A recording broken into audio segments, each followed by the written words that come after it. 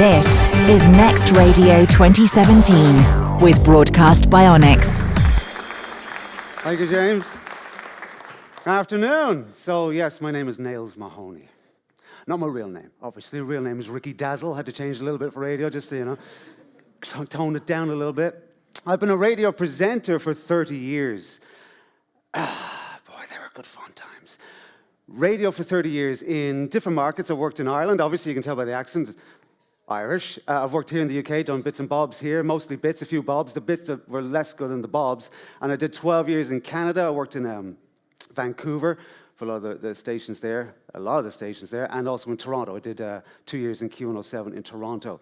For the last 10 years, I've been what's called a radio coach. Now, what the hell is a radio coach? Is that what's like one of these made-up names? You know, the way you have these jobs in radio, people kind of go, geez, I was fired. I better do something with my life. Well, I know, I'll be a radio coach. That'd be a good thing to do. Some people think of radio coach, they think of a few things. Number one, they think of this. That's a coach. That's not me, I'm not that. You think of that, I'm not that. That's definitely not me. Once they thought of that, I don't know what that one came from. That's the Radio Herefordshire 1913 breakfast show guys there. They're hell of a good team. They really had their act together. But the reason I got into radio coaching was because I hate to say this to any program directors, content controllers, or consultants that might be here right now. But presenters don't like consultants. A consultant walks into the radio station for the week. Presenters want to put their head down. Don't look at me, don't talk to me, don't go near me. I just want to do my thing and get on with my life, for Christ's sakes. If you're the breakfast show, forget about it. They're on your case for the week. Everybody else, they're happy when there's an Australian guy I worked with, and he used to call them he said, oh, no, mate, the insultants are coming in. The insultants are coming in, he'd call them. And the reason he'd say that is because to him, the perception was, and all I talk about is perception. The perception was a consultant comes in, tells me what to do, then pisses off back to wherever they need to go to, and then tells other people what they need to do. I don't need that. So I thought to myself, I remember what I've been in radio 30 years, and anybody who's been in that long, you've been hired, you've been fired, you've been screwed around, you've had great times, you've had all that stuff. So you bring all that with you into what you do.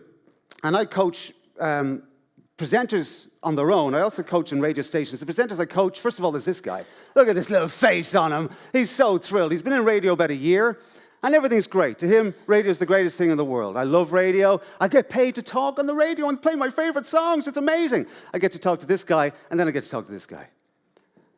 This guy's been in radio 20, 25 years. Do you remember Atlantic 252, if you're from the UK? Do you remember that station? If you're in the UK in the 90s, you'll know Atlantic. I worked in Atlantic for a couple of years.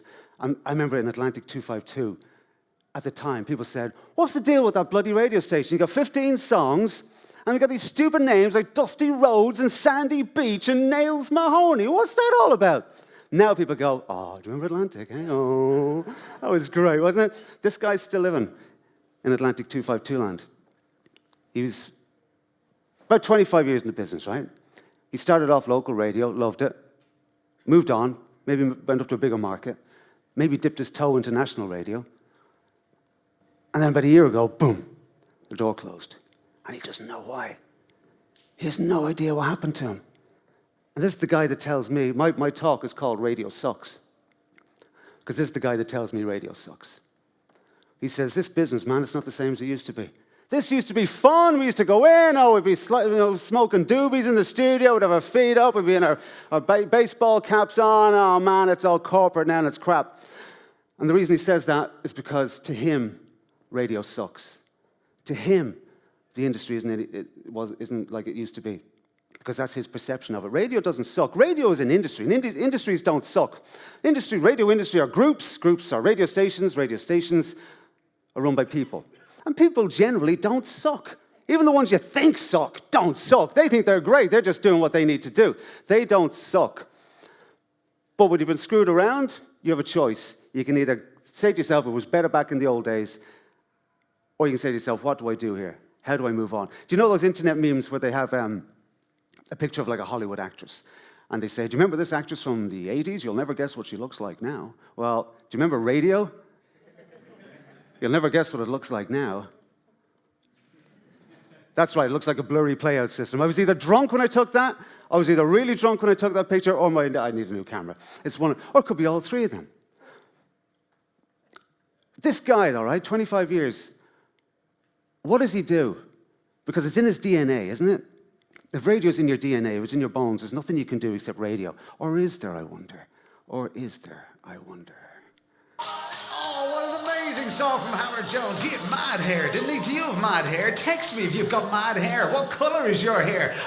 We'll get all your hair stories in there.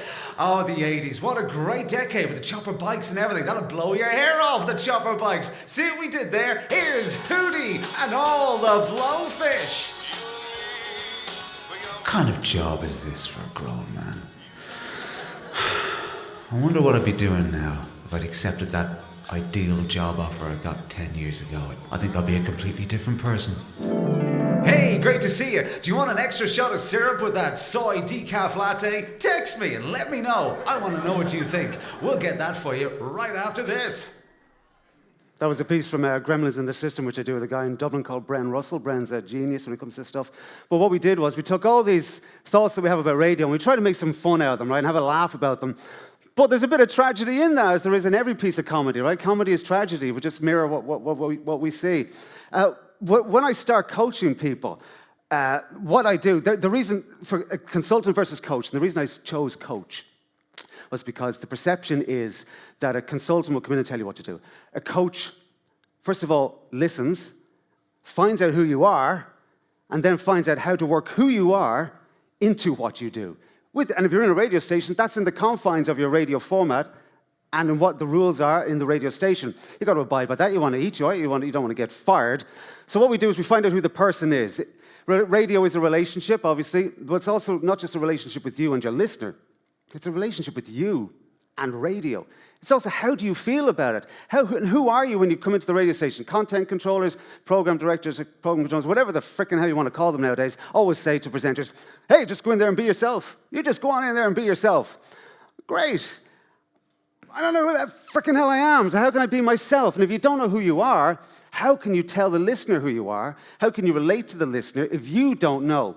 So it's about finding out who you are, first of all. About 20% of what I do in coaching will be the technical stuff. Look, you can learn how to hook and tease. You can learn elements per link, all that crap, anywhere. Any college school, any person in radio will tell you how to do this stuff. But who are you? Only you can find that out. Only you know.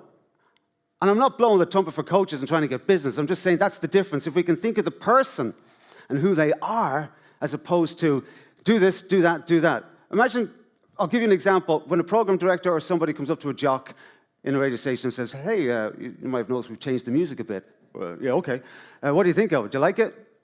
Yeah, it's brilliant. It's great. It's fantastic. Just please leave me alone. Program director goes off thinking, I had a good convo there with the old employee. That was good. Yeah, I feel good about that. Employee's going, just leave me alone.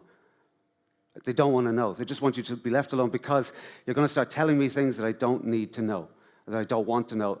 Presenters, like any creative people, need to be given that space. And the only way you can get that space is by trusting someone to be yourself and to be themselves. Otherwise, radio will end up sounding a little bit automated. You're through to your local radio station. I'm your local radio presenter. I hope you're enjoying this Saturday. How about that weather? To enter the competition, press 1.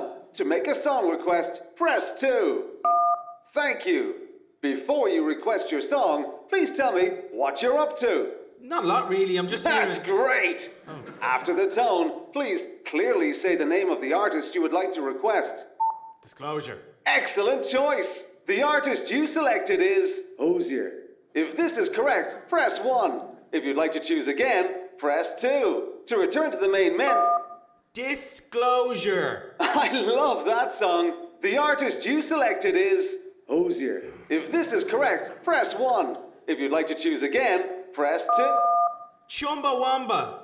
Haven't heard that one in ages. The artist you selected is Hozier. No, not Hozier. The first picture, the young guy behind the mic is sending up fireworks every day.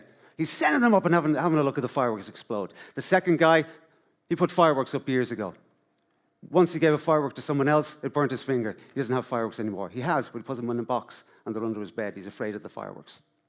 Gotta take the fireworks out. Keep exploding fireworks. Keep them up there. There's 5 points that I didn't get to. But you're welcome to read them if you want. I call it the thinking behind the talking. The words you choose and how you use them are very important. Radio's a relationship. If it sucks, there's a problem. Like any relationship, if you're married, if one of you thinks the other person sucks, there's a problem. Decide what to call yourself. Are you a host? Are you a DJ? Are you a presenter? What are you? And hey, just be yourself. I'm Nails Mahoney, onaircoach.net, and I thank you very much.